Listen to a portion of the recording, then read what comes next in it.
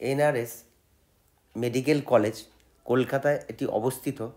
খুবই ভালো কলেজ এবং এই কলেজে প্রত্যেকটি ছাত্র পছন্দ করে এনআরএসকে নেওয়ার জন্য, যাদের উপরে দুটো কলেজ হয় না, মেডিকেল কলেজ এবং এসএসকে, যাদের নম্বর একটু কম পড়ে যায়। এনআরএস কলেজটি খুবই ভালো।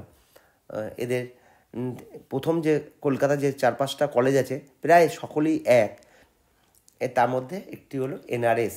ইউআরদের ফার্স্ট রাউন্ডে কাট অফ গেছিলো 675, সেকেন্ড রাউন্ডেও 675, র্যাঙ্ক ওই 100-200 মতন ডিফারেন্স তোমরা দেখতেই পাচ্ছ। দেখো ওবিসি এদের 665, 16,105, এদিকে 16,439, র্যাঙ্কটা একটু এদিক ওদিক।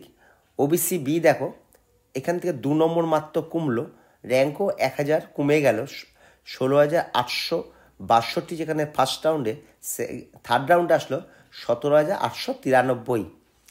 এবং ইডাব্লিউএস দেখো 31,872, ফার্স্ট রাউন্ডে 644, সেকেন্ড রাউন্ডে এসে 2 নম্বর কমলো 32,892, র্যাঙ্কও প্রায় 1000 কমে গেল।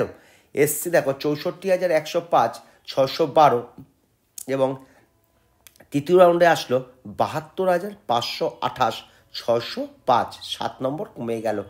এসটি 3,60,801, এখানে আসলো 4,57,613, প্রায় 97,000 মতন ডিফারেন্স। এসটির ব্যাপারটা কি, অনেক গ্যাপে গ্যাপে ছাত্র থাকে, প্রায় 4-5 হাজার পরপর ছেলে থাকে, দেখে এই গ্যাপটা দেখা যায়, কিন্তু দেখতে এরম লাগে, কিন্তু এদের ছাত্রদের পরিমাণ খুবই কম। এবার এসসিদেরও ব্যাপারটা তুমি দেখছো 8,000 কম। এসসিরা এইগুলো 1-2 সিট খালি থাকার জন্য অনেক কম নম্বর পেয়ে ওটা পেয়ে গেছে। তুমি মনে করবে না এর মাঝে আরও ছেলে আছে। এটা থার্ড রাউন্ডে ওই একটা সিট খালি থাকে, কোনো সময় 2টি সিট খালি থাকে।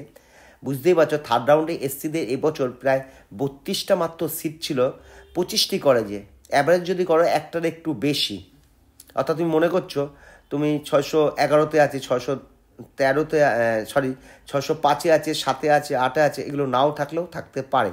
এটা থার্ড রাউন্ডে এরম ধরনের হয়, একটা ছেলে বা লাস্ট ছেলেটা ভর্তি হওয়ার জন্য এরকম কমে যায়, কিন্তু তোমরা সবসময় ফার্স্ট রাউন্ডটাই ধরবে। এইটুকুনি বলার ছিল।